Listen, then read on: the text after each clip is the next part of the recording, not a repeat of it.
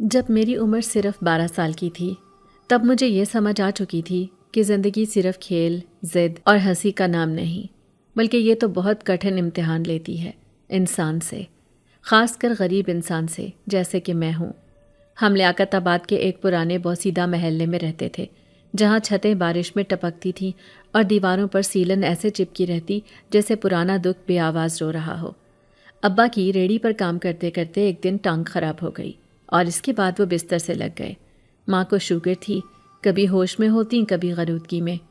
ہم 3 افراد تھے مگر کمائی کسی کی نہیں تھی، اور میں ایک 12 سال کی لڑکی زندگی سے اپنی عمر سے کہیں بڑا حساب مانگ رہی تھی۔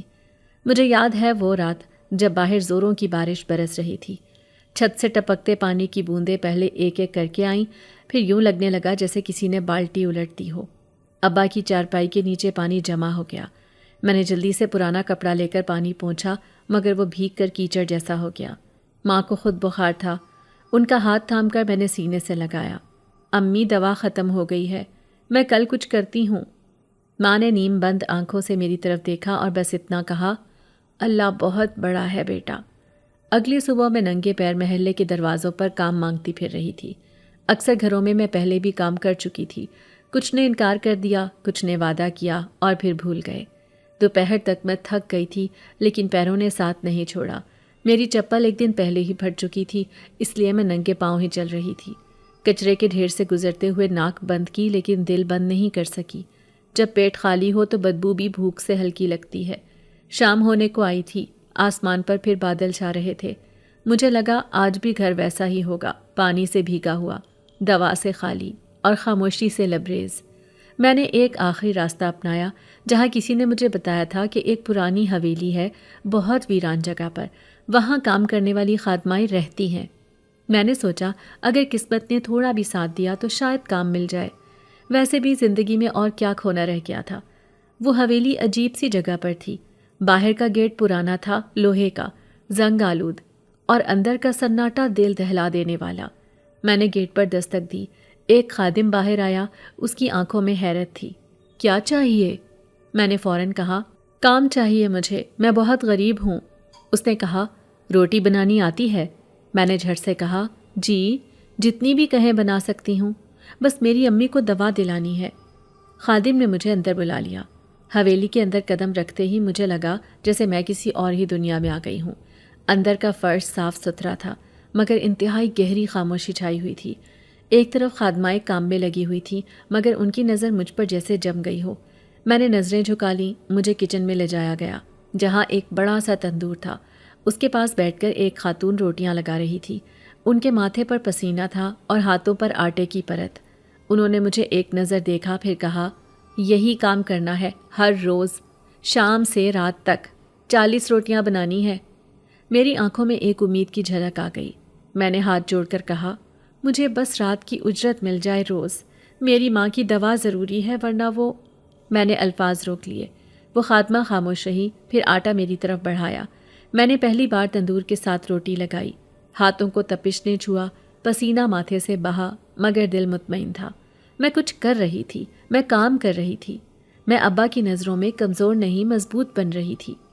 پہلی رات بڑی بھاری تھی، تندور کی گرمی، روٹیوں کی رفتار، ہاتھوں کی تھکن، سب کچھ ایک ساتھ۔ روٹیاں بناتے بناتے انگلیاں جلیں مگر میں نے آواز نہیں نکالی۔ رات گئے، کام ختم ہوا اور مجھے ایک پرانا سا لفافہ دیا گیا جس میں 1000 روپے تھے۔ میری آنکھوں سے آنسو بہہ نکلے لیکن وہ خوشی کے آنسو تھے۔ اتنی رقم ایک رات میں میرے لیے یہ بہت تھا۔ وہ پہلی رات میرے اندر ایک نئی ہمت پیدا کر گئی۔ گھر واپس پہنچی تو ابا جاگ رہے تھے، ماں نیند میں تھی۔ میں نے ابا کے ہاتھ پر پیسے رکھے اور کہا، کل دوا آ جائے گی ابا۔ ان کی آنکھوں میں نمی تھی اور میرے دل میں سکون۔ اس کے بعد ہر رات میں حویلی جانے لگی۔ 40 روٹیاں بناتی، ہاتھ جلتے، جسم تھکتا مگر دل مطمئن رہتا۔ محلے کی عورتیں کچھ بولتی، کچھ سوال کرتی، اتنی چھوٹی بچی کہاں کام کرتی ہے؟ اتنی دیر سے کیوں آتی ہے؟ مگر میں سب سنتی، مسکراتی اور کام سے محبت کرتی، کیونکہ وہ پیسے میری ماں کی دوا، میرے ابا کی دعاؤں اور میری زندگی کی نئی امید بن چکے تھے۔ ایک رات ایسا ہوا کہ جب تندور میں روٹی لگاتے ہوئے میرا ہاتھ اچانک پوری طرح جل گیا۔ جلن ایسی تھی جیسے آگ کے اندر ہاتھ رکھ دیا ہو۔ میں نے روکنے کی کوشش کی مگر آنکھوں سے آنسو بہہ نکلے۔ کام روکنا میرے لیے ممکن نہ تھا کیونکہ میں جانتی تھی کہ اگر آج اجرت نہ ملی تو کل دوا نہیں آئے گی۔ میں روتی رہی مگر ہاتھ سے روٹی لگاتی رہی۔ تبھی پیچھے سے ایک آواز آئی، رکو۔ میں نے مڑ کر دیکھا تو ایک بلند قامت شخص میرے پیچھے کھڑے تھے، وہی جن کے بارے میں سب کہتے تھے کہ وہ کسی سے زیادہ بات نہیں کرتے، سب کچھ کام خادماؤں سے کرواتے ہیں۔ وہ آہستہ سے آ کر میرے قریب بیٹھے، میرے ہاتھ کو دیکھا اور بغیر کچھ کہے اپنے رومال سے پوچھا، پھر دراز سے مرہم نکالا۔ میں رو رہی تھی مگر آواز نہیں نکلی۔ وہ خاموشی سے مرہم لگاتے رہے، پھر بس اتنا کہا، کل کی فکر مت کرو، تمہیں اجرت مل جائے گی، میں خود دوں گا تمہیں اجرت، تم آرام کرو۔ وہ پہلی بار تھا جب کسی مرد نے بغیر لالچ، بغیر ترس مجھے انسان سمجھا۔ میری آنکھوں میں اس دن جو چمک آئی وہ کسی بچے کے کھلونے سے نہیں بلکہ عزت ملنے سے آئی تھی۔ میں اس رات گھر پہنچی تو میرے ہاتھ جل رہے تھے مگر دل ٹھنڈا تھا۔ ابا نے پوچھا، کیا ہوا بیٹی؟ میں نے کہا، کام ہے نا ابا، ہوتا ہے۔ اور اندر ہی اندر میں نے رب کا شکر ادا کیا کہ اس نے میرے لیے دروازے کھول دیے۔ میں آج بھی وہی ثانیہ ہوں، وہی کم عمر لڑکی، لیکن اب میرے ہاتھوں کی جلن مجھے کمزوری نہیں طاقت کا نشان لگتی ہے۔ مجھے فخر ہے کہ میں نے اپنے ماں باپ کے لیے وہ کیا جو بڑے بڑے نہیں کر سکتے، اور شاید یہی زندگی ہے، درد کے تندور میں خود کو پکا کر دوسروں کے لیے روٹی پکانا۔ دوسری رات جب میں معمول کے مطابق حویلی پہنچی تو میری انگلیاں ابھی بھی جلی ہوئی تھیں، لیکن میں نے ماں کے چہرے پر اطمینان دیکھا تھا، ابا کی آنکھوں میں کچھ ہلکی سی روشنی، تو میری تھکن خود بخود ہلکی ہو گئی۔ آج بھی وہی 40 روٹیاں، وہی تندور کی آگ اور وہی پسینے سے بھیگا ہوا دوپٹہ، مگر دل میں شکر کا احساس تھا۔ جیسے ہی کچن میں داخل ہوئی، ان پرانی خادماؤں نے ایک دوسرے کو آنکھوں سے اشارے کیے، کچھ کے لبوں پر ہنسی دبی دبی، کچھ نے ناک چڑھائی جیسے میرے آنے سے ان کے وقار کو ٹھیس پہنچتی ہو، مگر میں نظریں جھکائے اپنی جگہ جا بیٹھی، آٹا گوندنا شروع کیا اور ذہن کو اس طرف لے گئی جہاں صرف روٹیوں کی گنتی، ماں کی دوا اور ابا کا سکون تھا۔ ابھی 2 روٹیاں ہی لگائی تھیں کہ کچن کا دروازہ دھڑام سے کھلا۔ ایک بھاری آواز سنائی دی، سب اپنی اپنی جگہ پر رہیں۔ میں چونک کر پلٹی۔ پہلی بار میں نے بیگم صاحبہ کو قریب سے دیکھا۔ وہ لمبے قد کی گورے رنگ کی عورت تھی، بالوں کا جوڑا سختی سے بندھا ہوا، ماتھے پر لکیریں جیسے ہر وقت کی تنقید کا نشان، اور آنکھوں میں ایسا غرور جیسے وہ اپنے ملازمین کو انسان نہیں نوکر سمجھتی ہوں۔ ان کی سفید ساڑی کا پلو ایک شان سے کندھے پر رکھا تھا اور زیور اتنا کہ روشنی میں آنکھیں چندھیا جائیں۔ انہوں نے سب پر ایک نگاہ ڈالی، پھر میری طرف دیکھا۔ یہ کون ہے؟ جیسے کسی کو پہلی بار دیکھ رہی ہوں۔ ایک خادمہ نے جھک کر کہا، نئی آئی ہے، ثانیہ نام ہے۔ بیگم صاحبہ نے سر تا پیر مجھے گھورا جیسے کپڑوں کی پرانی سلائیوں میں میرا کردار تول رہی ہوں۔ یہ تو بچی ہے، خود ابھی روٹی بناتی ہے۔ ان کے لہجے میں حیرت کم، تذلیل زیادہ تھی۔ میں نے ہمت کر کے سر ہلایا اور آٹے میں ہاتھ دبا دیے۔ انہوں نے قریب آ کر میری روٹی دیکھی، ایک ہاتھ سے اٹھا کر پلٹی، پھر کہا، سیدھی تو ہے لیکن شکل سے بھولی لگتی ہو۔ سنو، یہاں کام کرنا ہے تو چوری مت کرنا، ہم غریبوں پر جلدی بھروسہ نہیں کرتے۔ ان کے الفاظ میرے دل پر چوٹ کی طرح لگے، لیکن میں خاموش رہی، صرف اتنا کہا، میں صرف ماں کے لیے دوا اور ابا کے لیے روٹی لیتی ہوں، اور کچھ نہیں۔ بیگم صاحبہ طنزیہ ہنستی، جیسے میرے سچ پر بھی انہیں شک ہو۔ سب یہی کہتے ہیں، لیکن جاتے ہوئے کچھ نہ کچھ لے ہی جاتے ہیں۔ دیکھو، اگر ایمانداری سے کام کرو گی تو تمہارا معاوضہ وقت پر ملے گا، لیکن اگر کوئی چالاکی کی تو بس ایک دن میں باہر۔ میں نے سر جھکا دیا۔ دل میں ایک دکھ سا ابھرا کہ غربت کا مطلب ہمیشہ بے ایمانی کیوں لیا جاتا ہے۔ وہ مڑ گئی، لیکن ان کے کہے الفاظ دل میں کہیں گہرے اتر چکے تھے۔ کام تو وہی تھا، آٹا گوندنا، روٹی بنانا، پسینہ بہانا، مگر اب ہر خادمہ کی نظر مجھ پر جیسے اور گہری ہو چکی تھی۔ ایک طرف سے آواز آئی، بڑی بننے چلی ہے، بچی ہے ابھی، اور بیگم صاحبہ سے باتیں بھی کرتی ہے۔ میں نے نظر نہیں اٹھائی، بس آٹے میں ہاتھوں کا دباؤ بڑھا دیا، جیسے ان جملوں کو آگ کے اندر دبا دینا چاہتی ہوں۔ کچھ خادماؤں نے چپکے سے میرے قریب آ کر کہا، بیگم بہت سخت ہے مگر صاحب الگ مزاج رکھتے ہیں، چپ چاپ رہو، بس اپنا کام کرو، اللہ خیر کرے گا۔ رات کا پہلا پہر گزرتا جا رہا تھا جب تندور کی گرمی سے پسینہ میرے چہرے سے بہنے لگا۔ میں نے اپنی چادر کے پلو سے ماتھا پونچھا اور اپنی انگلیوں کے چھالوں کو دوبارہ محسوس کیا جو آج پھر سے تازہ ہو چکے تھے۔ ایک ہاتھ سے روٹی چپٹائی اور دوسرے سے روٹی پلٹی۔ مگر ہاتھ تھکنے لگا تھا۔ میں نے اپنے اندر ہمت جمع کی اور رفتار نہیں روکی کہ کام رکے تو اجرت رکے، اور اجرت رکے تو دوا نہ آئے۔ اچانک ایک سایہ میرے سر پر آیا۔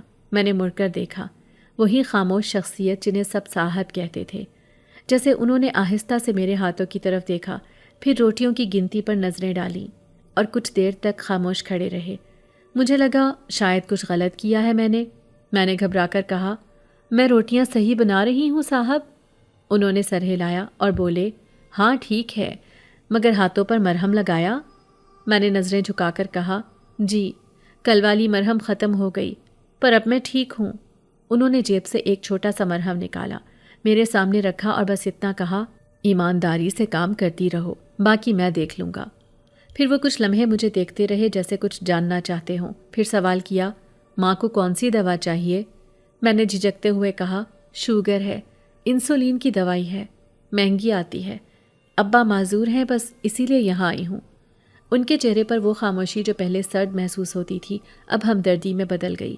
انہوں نے کہا، کسی سے کچھ نہ کہنا، اگر کچھ ضرورت ہو سیدھا میرے پاس آنا، لیکن ایک بات یاد رکھو، یہ حویلی پرانی ہے، یہاں بہت آنکھیں دیکھتی ہیں اور سب زمانے خاموش نہیں ہوتی۔ میں نے سر ہلایا۔ ان کی باتوں کی گہرائی کو پوری طرح نہیں سمجھ پائی، لیکن اتنا جان گئی کہ وہ میری بات کو سمجھے تھے اور شاید میری ایمانداری پر اعتبار کر چکے تھے۔ اس رات جب میں واپس لوٹی، ہاتھوں میں مرہم کی ٹھنڈک تھی، دل میں عجیب سا سکون۔ میں نے پہلی بار محسوس کیا کہ شاید میری غربت صرف میرے چہرے پر ہے، دل پر نہیں۔ بیگم صاحبہ جیسے لوگ دنیا میں بہت ہیں جنہیں غربت چوری لگتی ہے، مگر صاحب جیسے لوگ بھی ہیں جو خاموشی سے جھلسی ہوئی انگلیوں پر مرہم رکھ دیتے ہیں۔ میری زندگی اب ایک نئی سطح پر آ چکی تھی۔ بیگم صاحبہ کے تانے، خادماؤں کی نظریں اور تندور کی گرمی کے درمیان ایک خاموش محافظ کھڑا ہو گیا تھا۔ میں نے اسی رات دل میں دعا کی، یا اللہ، اب صرف ہاتھ نہیں جلتے، اب تیری امید بھی جاگتی ہے، مجھے بس ایماندار رکھ، سچا رکھ اور کسی کی بھی نظروں سے گرنے نہ دینا۔ بستر پر لیٹی تو صاحب کی وہ باتیں میرے دل میں دیر تک گونجتی رہیں، جب انہوں نے کہا تھا کہ کسی سے کچھ نہ کہنا، اگر ضرورت ہو تو میرے پاس آنا، تو جیسے میرے دل کی اندرونی چیخ کسی نے سن لی ہو۔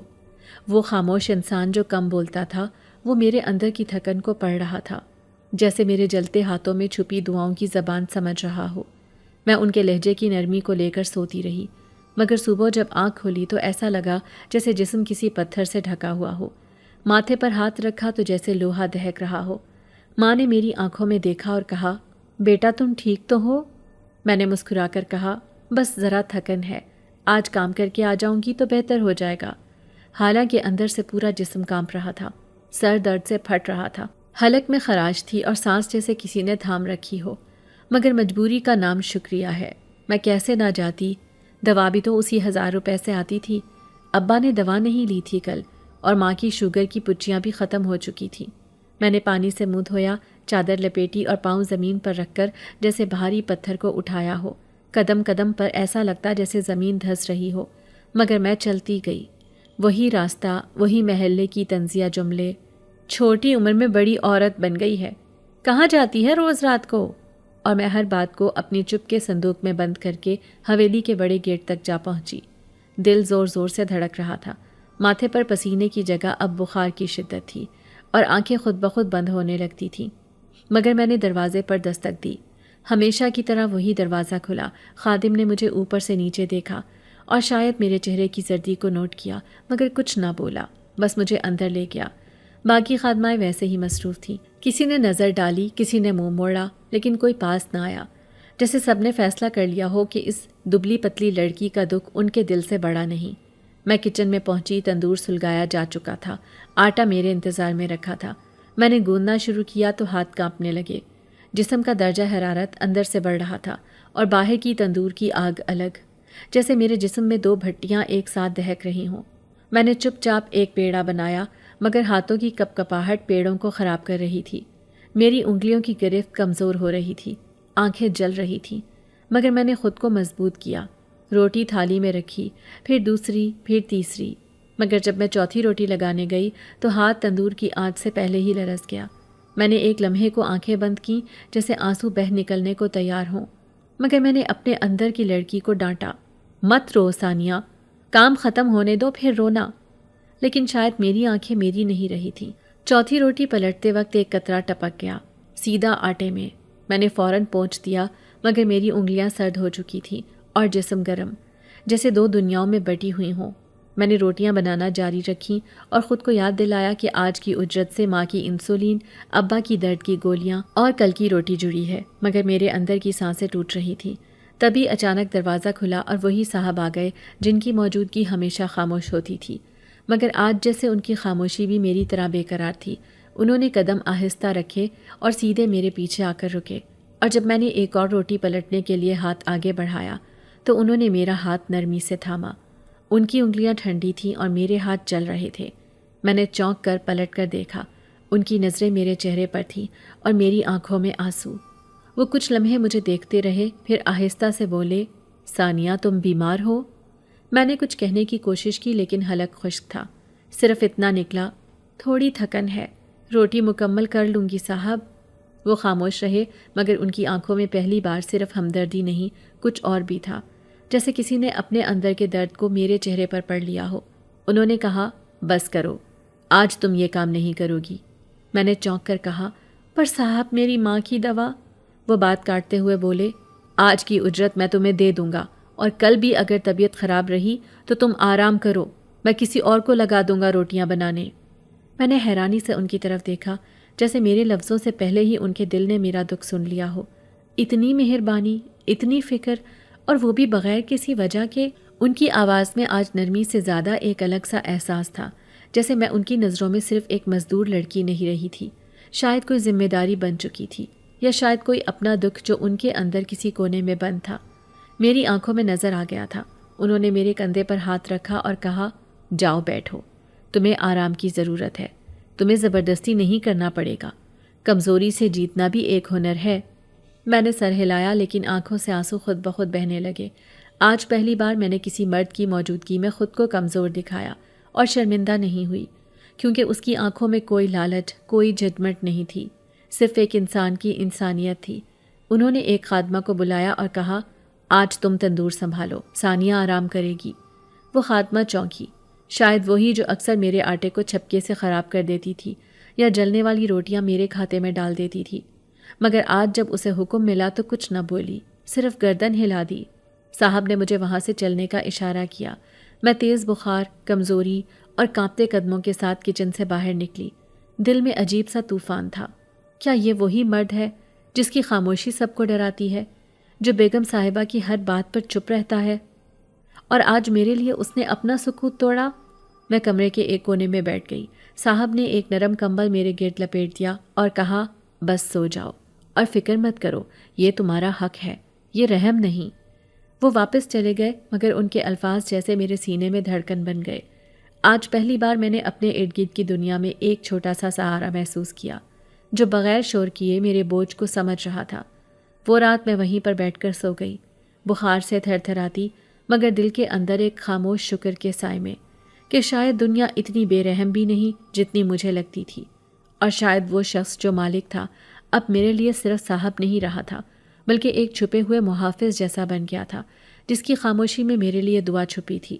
اس رات جب میں بخار میں تھر تھراتے ہوئے صحن کے کونے میں لحاف اوڑے نیم بے ہوشی میں تھی، تو دل کے کسی کونے میں صرف ایک ہی دعا تھی کہ یا اللہ، یہ درد میرے اپنوں تک نہ جائے، مجھے دے دے، مجھے برداشت ہے، مگر میرے ماں باپ کی سانسیں سلامت رکھ۔ پھر نہ جانے کب آنکھ لگی، اور جب آنکھ کھولی تو صبح کے دھندلکے میں کچن کی ہنڈیاؤں کی آواز آ رہی تھی۔ خادمائیں مصروف تھیں، تندور بجھ چکا تھا۔ میں نے اپنی آنکھوں کے آگے ہاتھ لایا تو وہی کمزور انگلیاں، مگر ایک عجیب سی راحت محسوس ہوئی، جیسے رات کا کوئی فرشتہ میرے اندر سے درد چوس لے گیا ہو۔ صاحب کہیں دکھائی نہیں دیے، مگر اندر ہی اندر مجھے یقین تھا کہ وہ جان بوجھ کر غائب ہے تاکہ میں شرمندہ نہ ہوں۔ جب میں نے اٹھ کر باہر جانے کی کوشش کی تو خادمہ نے ہاتھ میں ایک لفافہ تھمایا اور کہا، صاحب نے کہا ہے یہ تمہاری رات کی اجرت ہے، اور ساتھ ایک نسخہ بھی ہے بخار کا۔ میں نے حیرت سے اسے دیکھا۔ اس لفافے میں 1000 کا نوٹ تھا، ساتھ دوا کی پرچی۔ میرے ہاتھ تھر تھرا رہے تھے۔ کسی نے اتنی خاموشی سے میرے دکھ کو سمجھا، اتنی نرمی سے میرے لیے سوچا۔ وہ لمحہ میرے لیے زندگی کی پہلی روشنی جیسا تھا، جیسے رب نے میری محنت کو دیکھ لیا ہو اور اپنے کسی بندے کے دل میں رحم ڈال دیا ہو۔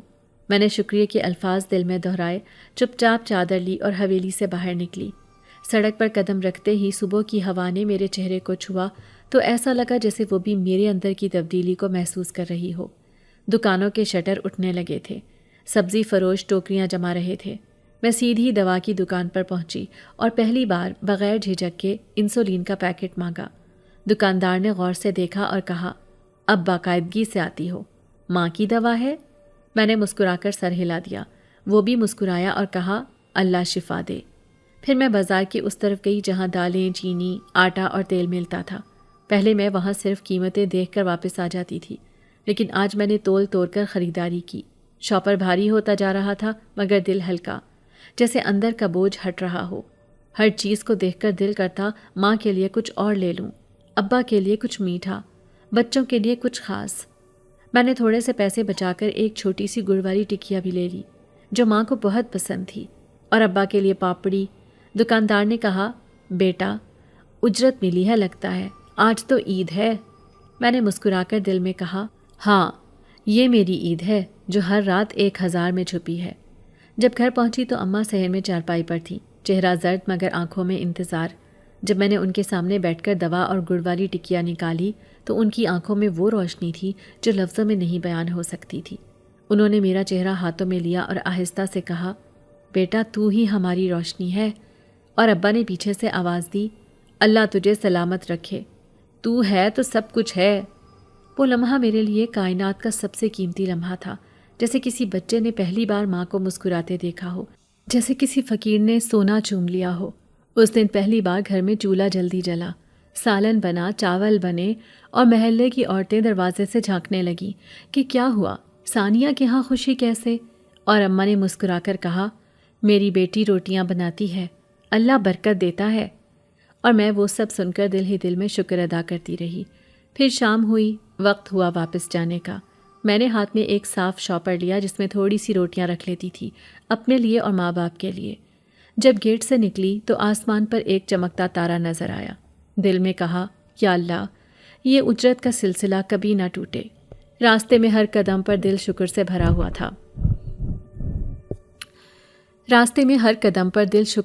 ہوا تھا۔ میں نے وہی گلی پار کی، وہی جھومتی ہوئی پیپل کی شاخوں سے ہو کر، اور حویلی کے دروازے پر پہنچی۔ خادم نے دروازہ کھولا، اس بار اس کے چہرے پر عجیب سا نرم تاثر تھا، شاید اسے بھی میری محنت نظر آنے لگی تھی۔ اندر گئی تو بیگم صاحبہ کہیں نظر نہ آئی، صاحب بھی نہیں تھے، بس تندور میرا منتظر تھا۔ میں نے آٹا گوندنا شروع کیا اور ہر پیڑا بناتے ہوئے دل سے دعا نکلتی، یا اللہ تندور جلا رہے، میری زندگی کا چولہا بھی جلتا رہے۔ آج ہاتھوں میں تکلیف نہ تھی، بخار بھی کم ہو چکا تھا۔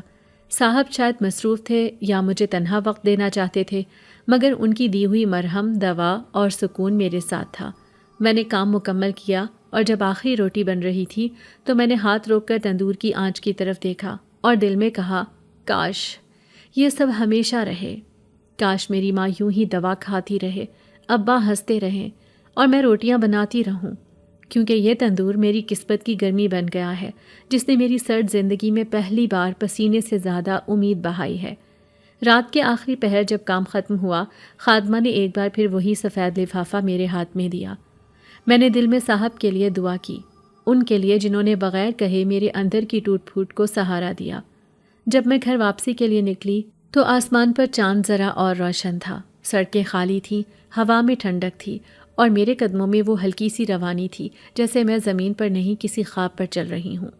وہ خواب جو حقیقت بننے لگا ہے، ہر رات 1000 روپے، ہر صبح ایک نئی امید اور ایک سوال، کیا یہ ہمیشہ رہے گا؟ اور دل سے ایک ہی جواب آتا، جب تک ایمانداری ہے، جب تک دعا ہے، تب تک اللہ کے کرم کا سلسلہ ہے۔ میں نے آسمان کی طرف دیکھا، چمکتے تاروں کی روشنی میں صاحب کی وہ خاموش آنکھیں یاد آئیں جنہوں نے میرے درد کو لفظوں کے بغیر سن لیا تھا۔ میں نے دھیرے سے سرگوشی کی، شکریہ اللہ کا اور تیرا بھی میرے رب کے بندے۔ اگلے دن شام کے وقت مجھے آتے آتے ذرا دیر ہو گئی تھی، اماں کی دوائی لانی تھی۔ کچھ دیر ان کے ساتھ باتوں میں لگی رہی تو وقت کا پتہ ہی نہ چلا، لیکن پھر جب گھڑی پر نظر گئی تو فوراً اٹھ کھڑی ہوئی اور حویلی کے لیے نکل آئی۔ اس شام جب میں نے آسمان کی طرف دیکھ کر دل ہی دل میں اللہ کا شکر ادا کیا اور دروازے کی زنجیر کھول کر حویلی کے اندر قدم رکھا تو میرے دل میں عجیب سا سکون تھا۔ وہی پرانا صحن، وہی ٹھنڈی دیواریں، وہی خاتمائیں جن کے چہروں پر اب کبھی کبھی میرے لیے عجیب سا نرم تاثر نظر آتا، جیسے کسی نے انہیں دل ہی دل میں میری محنت کا قائل کر دیا ہو۔ میں سیدھی کچن کی طرف گئی۔ تندور گرم ہونے لگا۔ آٹا گوندتے ہوئے مجھے ہر بار وہی خوشبو آتی جو میرے دل کو جلا کر سکون دیتی، مگر اس رات کچھ مختلف تھا، جیسے کچن کی دیواروں کے پیچھے کوئی سانسیں لے رہا ہو، کوئی چھپی آنکھیں مجھے گھور رہی ہوں۔ خادماؤں نے بھی جلدی جلدی کام سمیٹنا شروع کر دیا۔ ایک نے آٹے کی ٹوکری تیزی سے سنبھالی، دوسرے نے برتن دھونے کے بہانے میری طرف دیکھ کر آہستہ سے کہا، ثانیہ، کام ختم ہوتے ہی سیدھا باہر چلی جانا، رات کا وقت ہے۔ پہلے ہی آتے آتے تم بہت دیر سے آئی ہو اور کچھ چیزیں یہاں اچھی نہیں ہوتی۔ میں نے حیرت سے اس کی بات سنی، لیکن کچھ کہے بغیر تندور کی طرف متوجہ ہو گئی، مگر دل کے کسی کونے میں ایک سرسراہٹ تھی جو بار بار مجھے باورچی خانے سے متصل اس پرانے دروازے کی طرف متوجہ کر رہی تھی جو ہمیشہ بند رہتا تھا، جو صحن کے آخری کونے میں تھا، جس پر کبھی چمکتی پیتل کی کنڈی لگی ہوتی تھی، مگر اب صرف زنگ آلود لوہے کا ایک لاک لٹک رہا تھا۔ میں نے اس دروازے کو کئی دنوں سے دیکھا تھا۔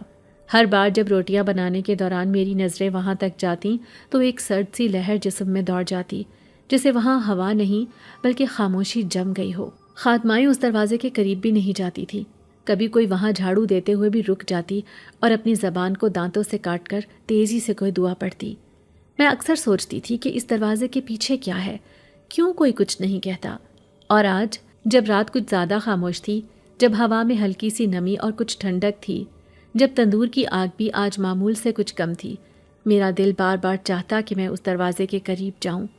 میں نے باقی روٹیاں تیزی سے مکمل کیں، اور جب خادمائیں سب کام سمیٹ کر اپنے اپنے کمرے میں چلی گئیں اور صحن خالی ہو گیا تو میرے قدم جیسے خود بخود اس بند دروازے کی طرف بڑھنے لگے، پہلے آہستہ آہستہ جیسے کوئی مجھے کھینچ رہا ہو، اور جب میں چند قدم کے فاصلے پر پہنچی تو ایک دم ہوا کا جھونکا آیا جو اتنا ٹھنڈا تھا کہ میری انگلیاں سن ہو گئیں۔ میں رک سی گئی لیکن نظریں ہٹ نہ سکیں۔ دروازے کے پاس ایک چھوٹا سا سوراخ تھا، شاید زنگ کی وجہ سے لکڑی گل گئی تھی۔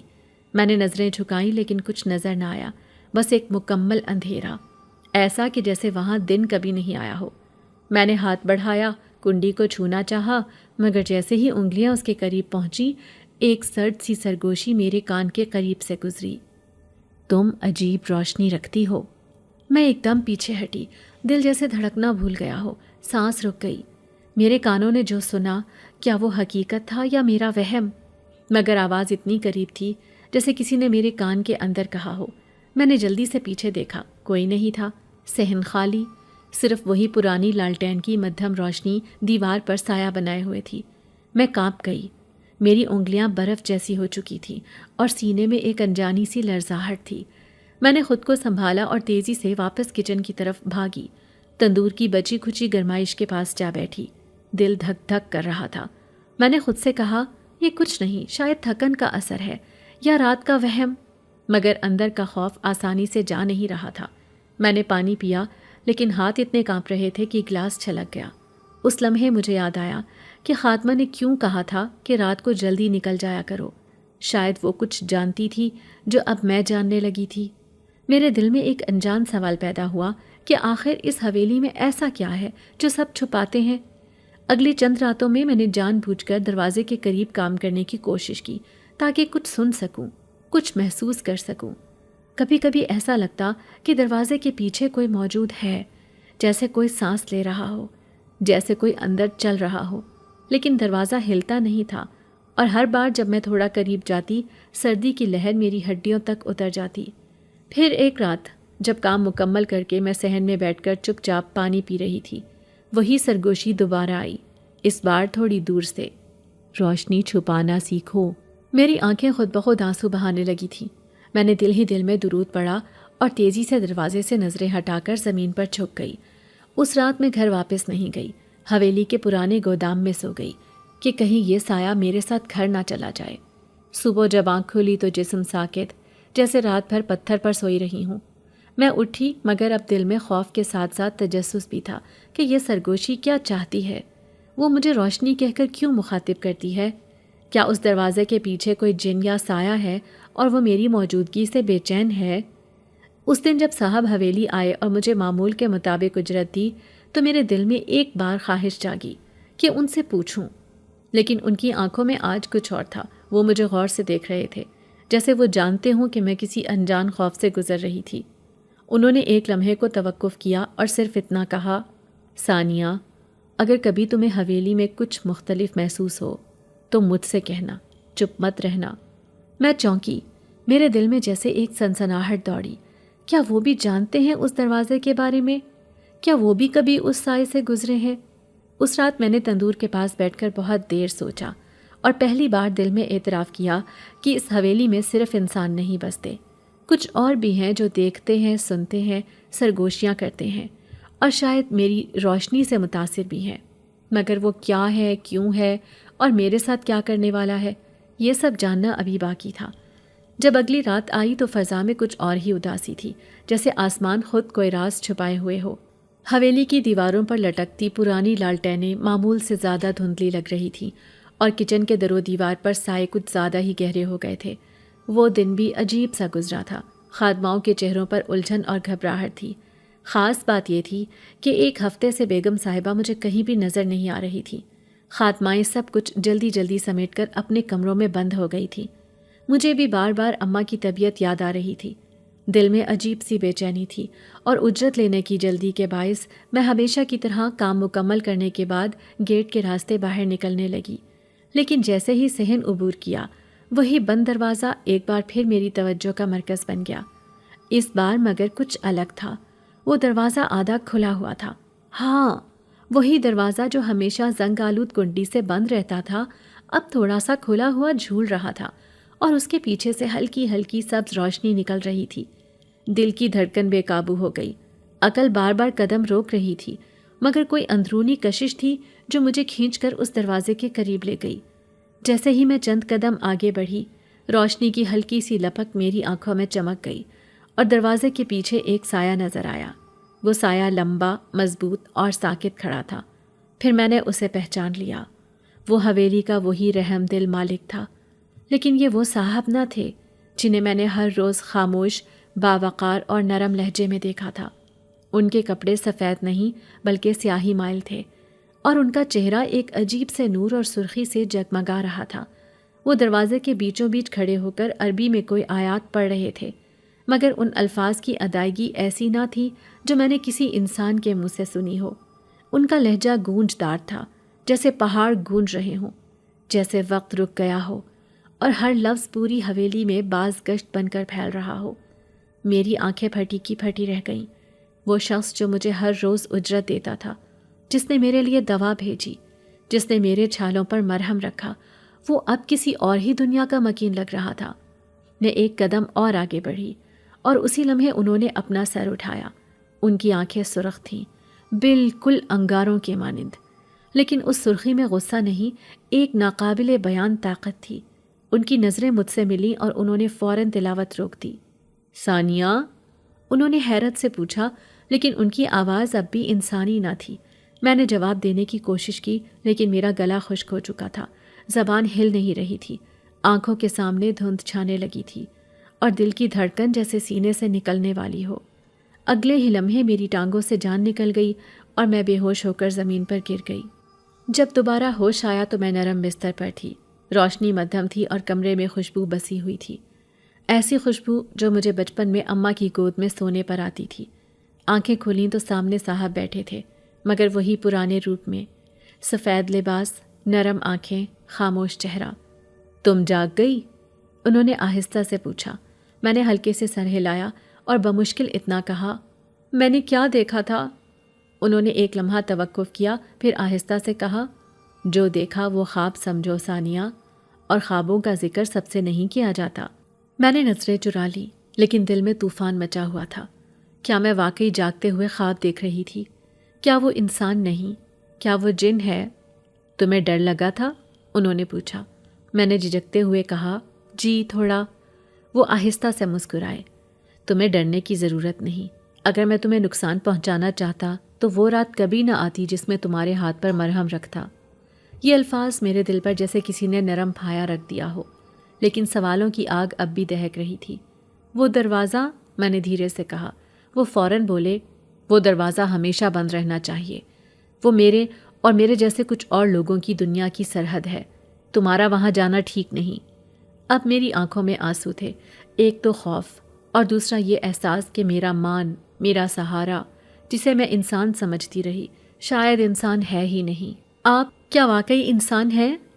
انہوں نے پلکیں جھپکائیں اور پھر آہستہ سے کہا، میں انسانوں میں رہتا ہوں لیکن انسان نہیں ہوں ثانیہ۔ میرے رونگٹے کھڑے ہو گئے، مجھے اپنی سماعت پر یقین نہیں آیا، مگر یہ الفاظ کسی خواب کا حصہ نہیں تھے۔ تو پھر آپ نے میری مدد کیوں کی؟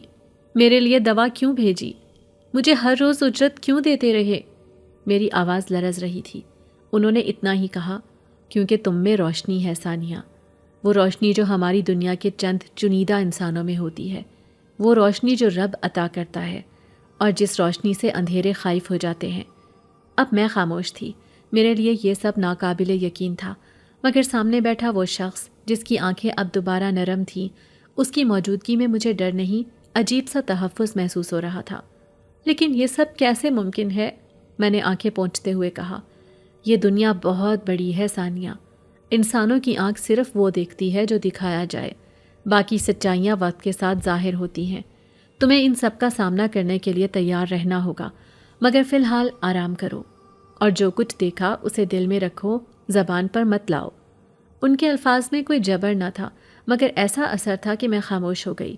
انہوں نے میرے سر پر ہاتھ رکھا جو گرم تھا، مگر اس میں ایسی ٹھنڈک بھی تھی جو دل کے اندر تک پہنچ گئی۔ پھر وہ اٹھے اور جانے لگے۔ دروازے کے پاس پہنچ کر رک کر کہا، کل سے تمہیں وہ کام نہیں کرنا پڑے گا جو تمہیں کمزور کرتا ہے۔ تم تندور کی نہیں، ایمانداری کی مزدور ہو، اور ایسی روشنی کے ساتھ کام کرو گی جو تمہارے اندر ہے۔ تم محض یہاں پر نگرانی کرو گی، خود سے نیچے والی ملازمہ کی۔ میں خاموشی سے دیکھتی رہی اور ان کے قدموں کی چاپ دور ہوتی گئی۔ اگلی صبح کی روشنی حویلی کی دیواروں پر کچھ مختلف انداز میں پڑی تھی، جیسے در و دیوار نے بھی وہ رات محسوس کی جو گزر چکی تھی۔ میں بستر سے اٹھی تو بدن میں ہلکی سی کپ کپی اور دل میں وہی منظر تازہ تھا جس نے میری دنیا پلٹ دی تھی، مگر باہر کی دنیا اب بھی اپنے معمول پر تھی۔ بیگم صاحبہ کا وہی دراز لہجہ، خادماؤں کی بدحواسی، کچن کا شور اور میرے ہاتھ جو اب روٹیوں کی بجائے نئے کاموں کے لیے چنے جا چکے تھے۔ لیکن سب کچھ معمول پر ہوتے ہوئے بھی ایک خاموش تبدیلی میرے آس پاس پھیل چکی تھی۔ کچھ نظریں بدل چکی تھیں، کچھ سلوک نرم ہو چکے تھے، اور میں جو کل تک سب کے لیے ایک غریب یتیم لڑکی تھی، آج کچھ اور بن چکی تھی، حالانکہ خود مجھے بھی ابھی یہ پوری طرح سمجھ نہیں آیا تھا۔ اسی دن دوپہر کے وقت کا واقعہ ہے، جب میں صحن سے گزرتے ہوئے کچن کی طرف جا رہی تھی کہ اچانک بیگم صاحبہ کی آواز گونجی، تیز، کاٹ دار، جس میں غصے کا الاؤ دہک رہا تھا۔ تم وہی ہو نا جو کل رات بغیر اجازت حویلی میں گھوم رہی تھی؟ تمہیں شرم نہیں آتی؟ نوکرانی ہو، نوکرانی کی طرح رہو۔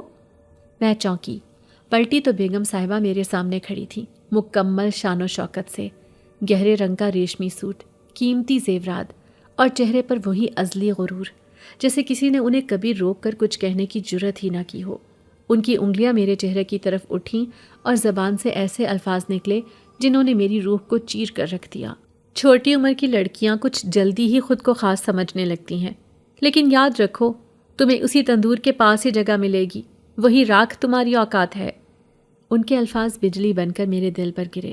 میں نے پلکیں جھپکی، نظریں جھکائیں، دل اندر ہی اندر ٹوٹ رہا تھا۔ میں کچھ بولنے ہی والی تھی کہ پیچھے سے ایک آواز گونجی، پہلی بار ایک ایسی آواز جو نرم تھی لیکن آج بلند اور فیصلہ کن تھی۔ بس بہت ہو گیا بیگم۔ بیگم صاحبہ کے چہرے پر جیسے وقت رک گیا ہو۔ انہوں نے فوراً پلٹ کر دیکھا اور باقی خادمائیں بھی جو در و دیوار کے پیچھے چھپی کھڑی تھیں، سانس روک کر اس لمحے کو دیکھنے لگی۔ مالک، جنہیں میں اب صرف صاحب نہیں کچھ اور بھی سمجھنے لگی تھی، آہستہ آہستہ بیگم صاحبہ کی طرف بڑھے۔ ان کی آنکھیں پرسکون تھیں لیکن چہرے پر ایک غیر معمولی جلال تھا۔ اب یہ لڑکی میری ذمہ داری ہے، آئندہ اس کے ساتھ کوئی بدتمیزی نہیں کرے گا، چاہے وہ کوئی بھی ہو۔ بیگم صاحبہ کے چہرے پر جیسے خون جم گیا ہو۔ انہوں نے اپنی گردن اکڑا کر کہا، کیا مطلب؟ ایک معمولی نوکرانی کے لیے مجھ سے بات کرنے کا یہ انداز؟ مالک رکے نہیں۔ ان کی آواز میں وہی گونج تھی جو میں نے اس رات دروازے کے پیچھے سنی تھی، بس آج الفاظ انسانوں کی زبان میں تھے۔ یہ لڑکی معمولی نہیں ہے، جو تم نہیں دیکھ سکتی وہ میں دیکھ چکا ہوں۔ اس کے ہاتھ میں روٹی کی مہک ہے، اس کی آنکھوں میں دعا ہے اور دل میں وفا۔ وہ تم سب سے زیادہ خاص ہے۔ پورا ماحول جیسے ساکت ہو گیا۔ خادمائیں ایک دوسرے کی طرف دیکھنے لگیں۔ کسی کے چہرے پر حیرت تھی، کسی کے لبوں پر رشک۔ میں زمین پر نظریں گاڑے کھڑی تھی، دل دھڑک رہا تھا، ہاتھ کانپ رہے تھے، اور دل کی گہرائی سے پہلی بار احساس ہو رہا تھا کہ میری زندگی کی راکھ سے روشنی نکلنے لگی ہے۔ بیگم صاحبہ نے جھنجھلا کر کہا، تو اب آپ مجھے سکھائیں گے کہ کس سے کیسا سلوک کرنا ہے؟ مالک نے بہت دھیرے سے جواب دیا، نہیں بیگم، میں صرف یاد دلانا چاہتا ہوں کہ اللہ کی امانتوں کے ساتھ ظلم نہیں ہوتا، اور یہ بچی اب ہماری ذمہ داری ہے، اس پر کوئی آواز بلند نہیں کرے گا۔ یہ اعلان کسی عدالت کے فیصلے کی طرح تھا۔ کوئی کچھ نہ بولا۔ بیگم صاحبہ کا چہرہ غصے سے سرخ ہو گیا، مگر وہ پلٹ گئیں اور تیز قدموں سے وہاں سے چلی گئیں۔ میرے کانوں میں ان کے قدموں کی چاپ دیر تک گونجتی رہی، اور میں اب بھی ساکت کھڑی تھی، زبان پر تالا، آنکھوں میں آنسو اور دل میں ایک انجانی سی گرمی۔ مالک نے میری طرف دیکھا اور ایک لمحے کو میرے قریب آئے، بہت نرم لہجے میں بولے، تمہیں اب کسی کی آواز سے ڈرنے کی ضرورت نہیں ثانیہ، تمہاری روشنی میرے دروازے کے رازوں سے زیادہ سچی ہے۔ میں نے بے اختیار نظریں جھکا لیں، اور میرے دل میں پہلی بار خود پر فخر کی ایک نرم سی لہر دوڑ گئی۔ اس دن کے بعد کچھ بدل گیا۔ خادماؤں کا انداز بدلا، ان کے چہروں پر اب وہی حسد تھا جو کسی ملنے والی عزت سے پیدا ہوتا ہے۔ کسی نے پیچھے پیچھے باتیں بھی کیں، مالک کی آنکھوں کا تارا بن گئی ہے، یا اب تو یہ کام بھی نہیں کرے گی، بس حکم ہی چلائے گی۔ مگر یہ سب اب مجھے اتنا نہیں چھپتا تھا، کیونکہ میرے اندر کچھ جاگ چکا تھا، کچھ ایسا جو اندر سے طاقت دیتا ہے۔ میں اب بھی وہی ثانیہ تھی جس کا باپ معذور تھا، ماں بیمار اور محلہ گواہ تھا غربت کا۔ مگر اس دن کے بعد میرے اندر جو اعتبار جاگا وہ کبھی نہیں سویا۔ مالک کی ایک آواز نے جیسے میرے ارد گرد کی دیواروں کو سرکایا، اور مجھے پہلی بار کسی نے محفوظ کہا۔ رات کو جب میں گھر لوٹی تو اماں نے میری آنکھوں میں روشنی دیکھی، ابو نے میرے ہاتھ پکڑ کر دعا دی، اور میں نے آسمان کی طرف دیکھ کر وہی دعا کی جو دل میں اب ہمیشہ کے لیے بس گئی تھی۔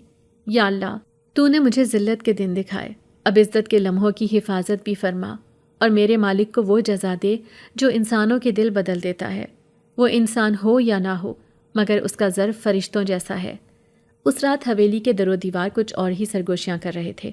وہ دروازہ جو کبھی خوف کی علامت تھا، آج عجیب سی کشش لیے کھلا کھڑا تھا، جیسے کوئی مجھے بلاتا ہو، جیسے دیواروں کے پیچھے کی فضا میرے دل کی دھڑکن سن رہی ہو۔ مالک نے مجھے ایک نظر دیکھا، وہی خاموشی، وہی گہری نگاہیں، جیسے میری رضا پوچھے بغیر سب جان چکے ہوں۔ انہوں نے آہستگی سے کہا، ثانیہ، تم انسان ہو، مگر تم میں روشنی ہے، ایسی روشنی جو ہماری دنیا میں کم ہے۔ میں جنوں کا ولی ہوں، اور آج تمہیں وہ دکھانا چاہتا ہوں جو عام آنکھوں کو نصیب نہیں ہوتا۔ میرے پیروں تلے زمین لرز گئی۔ میں نے سنا تو بہت تھا، قصے، کہانیاں جنوں کے، پر یہ سب خواب جیسا لگ رہا تھا۔ میں کچھ کہہ نہ سکی، صرف سر ہلا دیا۔ میرے قدم جیسے خود بخود اس کے ساتھ چلنے لگے۔ دروازے کے قریب پہنچ کر اس نے ایک پرانی سی کلید نکالی جس میں نیلی روشنی چھلک رہی تھی۔ جیسے ہی اس نے دروازے میں کلید گھمائی، ایک ہلکی سی گونج فضا میں پھیل گئی اور دروازہ آہستگی سے چرچراتے ہوئے کھل گیا۔ دروازے کے اس پار قدم رکھتے ہی ایسا لگا جیسے ہوا ہی بدل گئی ہو، ایک عجیب مہک، جیسے کسی پرانے جنگل میں خوشبوؤں کا سمندر بہہ رہا ہو، میرے نتنوں سے ٹکرا کر دل تک اتر گئی۔ سامنے ایک وسیع میدان تھا جس کی گھاس چمک رہی تھی، جیسے سبزے پر کوئی جادو کیا گیا ہو۔ آسمان زمین سے کچھ اور ہی اوپر دکھائی دیتا تھا، تارے بالکل نزدیک، جیسے ہاتھ بڑھاؤ تو چھو لو۔ ہر درخت کی شاخوں سے نیلے اور سنہری رنگ کے جھمکے لٹک رہے تھے، اور ان کے نیچے شفاف آنکھوں والے جنات جھکے ہوئے تھے، جیسے کسی شاہی مہمان کا استقبال ہو رہا ہو۔ میرا سادہ سا لباس، میرے غبار سے بھرے پاؤں اور میری حیرت زدہ آنکھیں اس منظر کے درمیان عجیب لگ رہی تھیں، مگر وہ سب جو وہاں موجود تھے میری طرف ادب سے جھک گئے۔ مالک، جسے اب میں صرف صاحب نہیں کہہ سکتی تھی، میرے ساتھ ساتھ چل رہا تھا۔ اس کا لباس بدل چکا تھا، وہ اب کسی انسان کا نہیں، ایک سلطنت کے ولی کا لباس تھا جو روشنیوں سے بنا لگتا تھا۔ اس کے پیچھے کئی دیگر جنات بھی تھے جو خاموشی سے سر جھکائے قدم قدم پر اس کے حکم کے منتظر تھے۔ وہ ایک جگہ رکا جہاں ایک وسیع و عریض تالاب تھا جس کا پانی نیلا اور بے حد صاف تھا۔ اس نے میری طرف دیکھا اور کہا، یہ ہماری دنیا ہے ثانیہ۔ میں چاہتا ہوں کہ تم اسے دیکھو، سمجھو اور جان لو کہ تم صرف ایک نوکرانی نہیں ہو، تم اس دنیا میں وہ ہو جو روشنی کا سبب بن سکتی ہے۔ میں کچھ بول نہ سکی، ہر منظر آنکھوں کے سامنے تھا مگر لفظ زبان سے نہیں نکل رہے تھے۔ اس تالاب کے کنارے کچھ عورتیں بیٹھی تھیں جن کے چہرے انسانی لگتے تھے مگر آنکھوں میں صدیوں کی دانائی تھی۔ انہوں نے مجھے دیکھا اور ایک کے بعد ایک احترام سے اٹھ کر میرے قریب آ گئیں۔